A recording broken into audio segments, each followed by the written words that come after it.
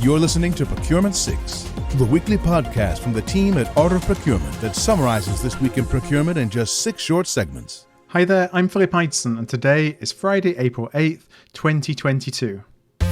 6. We're starting this week with some exciting news from here at Art of Procurement Towers. Kelly Barner has been my co-pilot for almost the entirety of my Art of Procurement journey. She's been there throughout the highs and the lows, the pivots and the rebrands, and the days where I wondered out loud if I'd made the right decision to quit my dream day job to go all in on AOP. More recently, Kelly has played a pivotal role in the rapid growth that we've experienced over the past 18 months. So, as I started to look for outside investment to build on and accelerate this continued growth, a unique opportunity presented itself.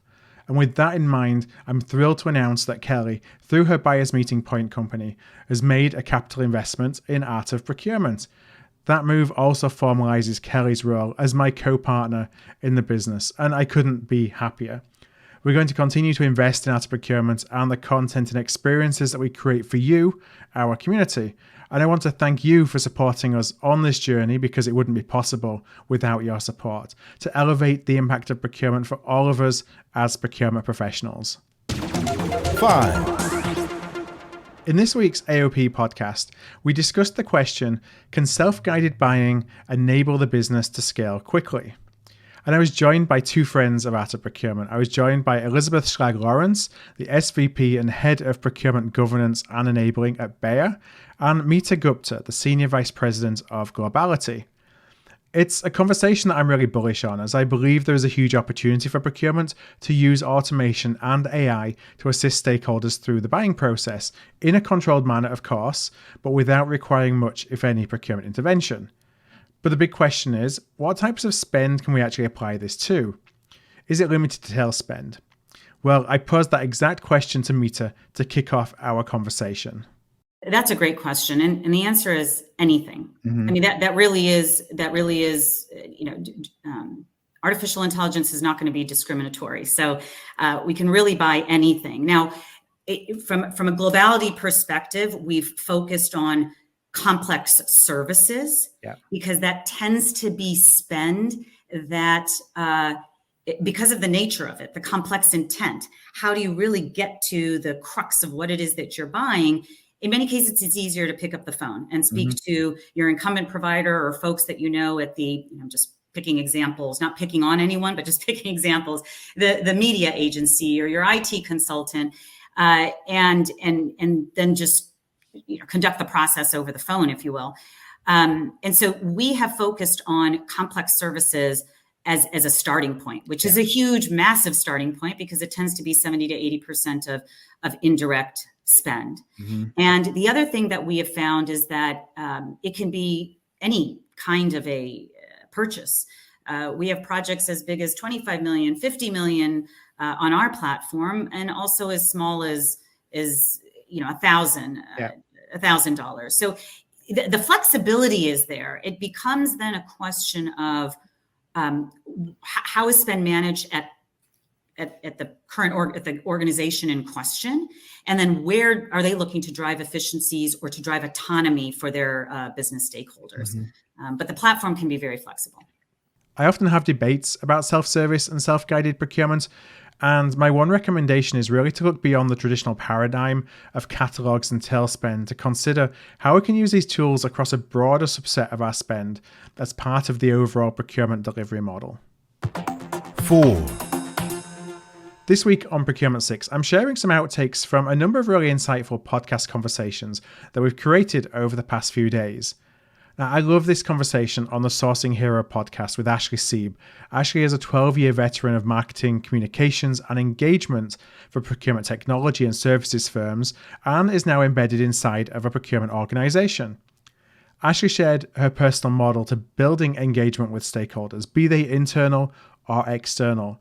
One element of this model is something that we all struggle with in procurement. So E stands for easy. When you're trying to engage your community that you serve, your stakeholders, your suppliers, and any kind of communication effort, it needs to be easy, because Kelly, a confused mind does nothing. And this is often overlooked because people have a lot to say when they're passionate about a project or a program. especially if they're launching something that people have spent months and months working on. Procurement folks can go a year or two working on a roadmap and planning, and then finally get to launching a new technology or a new system or a new intake process. And there's a lot of change management involved with that. And we want to tell all the people all the things because it's important, but we can't communicate that way because people need to be able to consume the right information at the right time and have a very clear call to action with that simple message. This is Procurement 6 from Art of Procurement. To get notified every time an episode is published, go to artofprocurement.com/subscribe. 3. How do we encourage non-procurement professionals to engage with procurement, to choose procurement as a career or as a next step on their professional journey?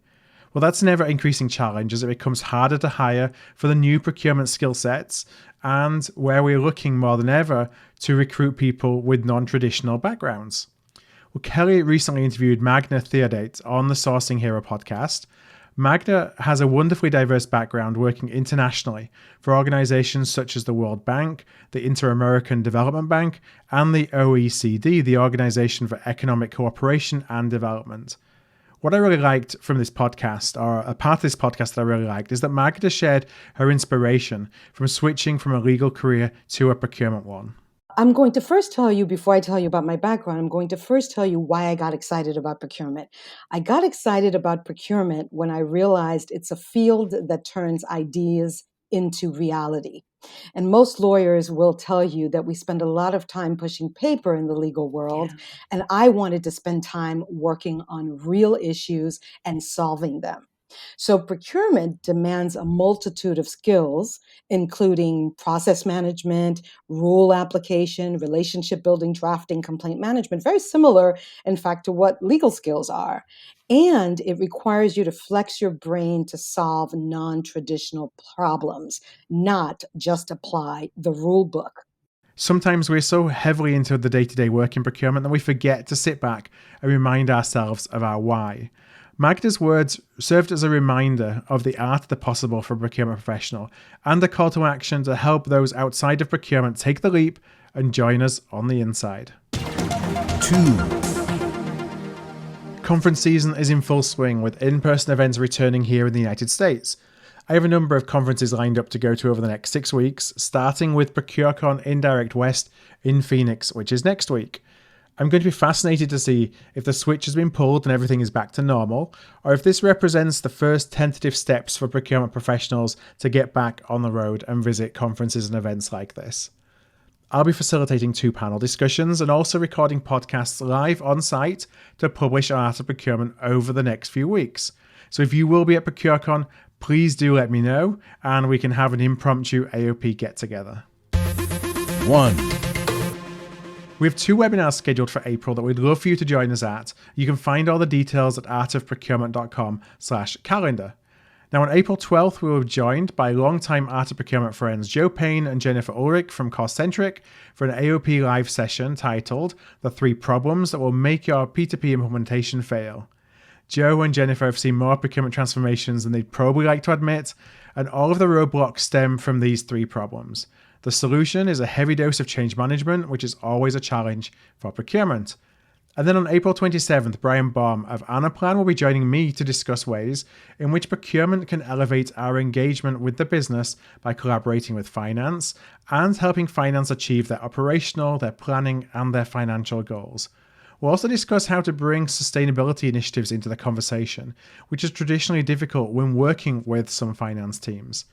To make sure that you don't miss out, register for both these AOP live events today.